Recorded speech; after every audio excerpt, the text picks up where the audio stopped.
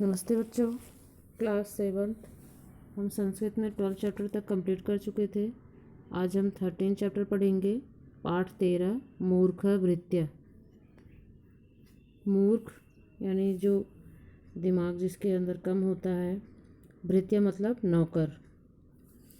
यहाँ पे देखना, एक ऐसे नौकर की कहानी है जो कि अपने दिमाग से काम नहीं करता है, बस वह जो सुनता है वो उसी के अकॉर्डिंग काम करता है, अपना दिमाग कुछ नहीं लगाता। देखना, कस्मिंचित नगरे एका धनिका वसति स्म। किसी नगर में एक धनिक व्यक्ति रहता था। तस्य एका आज्ञाकारी परम मूर्ख भृत्य आसीत। उसका एक आज्ञाकारी परंतु मूर्ख नौकर था। वह नौकर जो था बहुत ही आज्ञाकारी था, यानी जो भी वह कहता था उसको तुरंत करता था, लेकिन वो मूर्ख था, यानी अपना दिमाग नहीं लगाता था कुछ भी। धनिका तम यथा आदिशत आदिशत अस्म सह तथैव करोति अस्म परम बुद्धि प्रयोगम कदापि न करोति अस्म। यानी धनिका तम यथा आदिशत अस्म स तथैव करोति अस्म।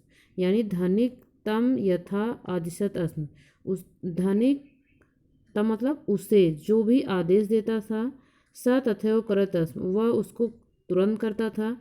परम बुद्धि प्रयोगम कदापि न करोत अस्म, लेकिन वह बुद्धि का प्रयोग कदापि नहीं करता था, मतलब अपने बुद्धि का प्रयोग जरा भी नहीं करता था, उसमें जरा भी अपना दिमाग नहीं लगाता था।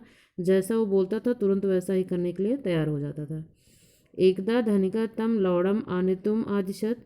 एक दिन धनिक ने उसे तम मतलब उसे लौड़म का मतलब होता है नमक, नमक आनेतुम आदिशत, आनेतुम का मतलब लाने के लिए आदेश दिया। सह आपड़ात लौड़म जीर्ण वस्त्रे बद्ध्वा आनयत। स मतलब वह, आपड़ात का मतलब बाजार से, लवण मतलब नमक को, जीर्ण वस्त्र मतलब फटे पुराने कपड़े में बांध कर लाया। मार्गे जीर्ण वस्त्रात सर्वम अपि लौड़म भूमो अपतत। मतलब कि वह बाजार से फटे पुराने कपड़े में नमक बांध कर ला रहा था। मार्ग में जीर्ण वस्त्रात, मार्ग में वो फटा कपड़ा जो था उससे सारा जो नमक था भूमो अपतत, यानी मार्ग में उस फटे कपड़े से सारा नमक भूम मतलब जमीन पर गिर जाता है। ततः क्रोधनेन धनिका उदित। तथा मतलब इसके बाद क्रोध में धनिक ने बोला, रे मूर्ख किम कोवपि लौड़म अपि जीर्णे वस्त्रे आनयति। अरे मूर्ख, क्या कोई नमक भी फटे पुराने वस्त्र में लाता है। भविष्य वस्तूनि मंजूषायाम एव आनीय। भविष्य में वस्तुओं को, मंजूषाम का मतलब होता है पेटी या बॉक्स, भविष्य में वस्तु को बॉक्स में ही लाना। अत्रांतरे धनिकस्य पुत्र विडाल सावकम आनीय। अत्रांतरे मतलब इसके बाद धनिक का पुत्र विडाल सावकम मतलब बिल्ली के बच्चे को लाने के लिए कहा। इति भृत्यम आदिशत, ऐसा उस नौकर को आदेश दिया। भृत्य तम सावकम मंजूषायाम निक्षिप्य दृढ़ वस्त्रेण बद्ध्वा आनयति। वो जो धनिक का बेटा था उनको क्या बोलता है, पुत्र बोलता है कि बिल्ली के बच्चे को ले आओ, ऐसा उसको आदेश देता है। तब वो क्या करता है, भृत्य तम सावकम, भृत्य मतलब और नौकर, उस सावकम मतलब उस बच्चे को, मंजूषायाम निक्षिप्य मतलब बक्से में रख के, दृढ़ वस्त्र बद्ध्वा और एक मजबूत कपड़े से बांध देता है, बांध कर लाता है।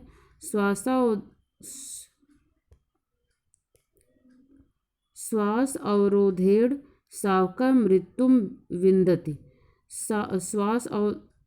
श्वास अवरोधेड़ का मतलब है कि सांस रुक जाने से। जब वो उस बच्चे को क्या करता है, बॉक्स में बंद कर देता है और एक मजबूत कपड़े से बांध भी देता है, तब क्या होता है कि उसकी सांस रुक जाती है। श्वास अवरोधेड़, सांस रुकने से सावका मृत्युम विंदति, उस बच्चे की मृत्यु हो जाती है। एतत् दृष्ट्वा धनिका भृत्यम कथयति।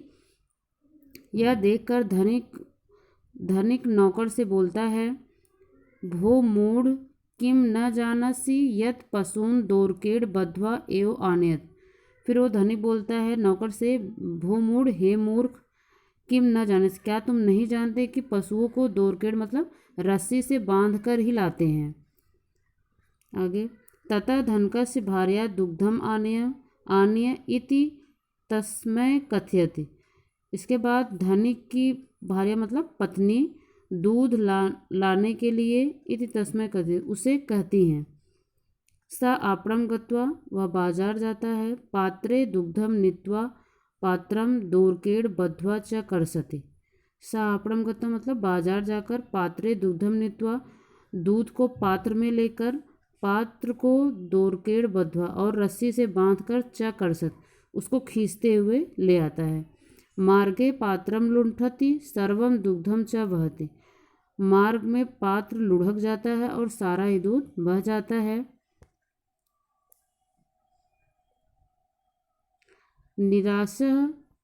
निराशा भूत्वा धनिका वदति। निराश होकर धनिक बोलता है, भो महापंडित, हे महापंडित, दूरम अप्सर, दूर चले जाओ, कृष्णम नयतु ते मुखम,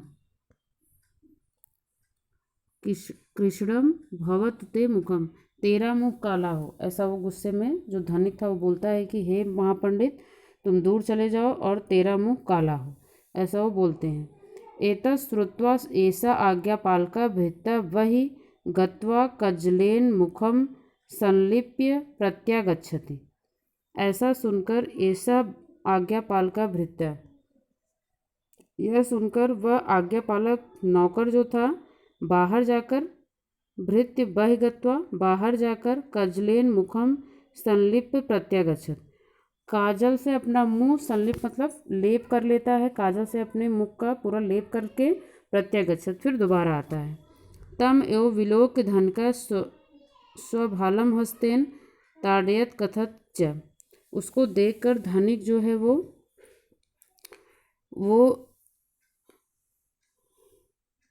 अपने स्वभालम हस्तेन मतलब अपने मस्तक पे हाथ रख लेता है और फिर मतलब अपने मस्तक को हाथ से अपने पीटता है, ताड़यत मतलब पीटता है, और फिर कहता है, वरम